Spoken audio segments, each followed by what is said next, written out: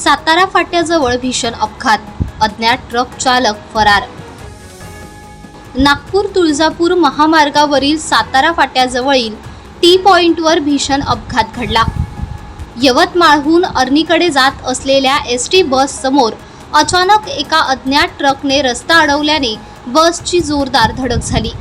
धडक इतकी तीव्र होती की बसचा पुढील भाग मोठ्या प्रमाणात नुकसानग्रस्त झाला।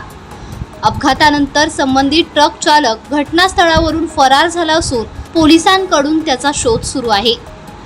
या अपघातात बसचा चालक स्टीअरिंगमध्ये अडकून पडला होता। त्याला बाहेर काढण्यासाठी स्थानिक नागरिकांनी तात्काळ मदत करत सुमारे अर्धा तास प्रयत्नांची पराकाष्ठा केली। अखेर मोठ्या प्रयत्नांनंतर चालकाला सुरक्षित बाहेर काढण्यात आले। या घटनेत चालक व वाहक यांच्या पायांना गंभीर दुखापत झाली असून त्यांना तातडीने उपचारासाठी रुग्णालयात हलवण्यात आले।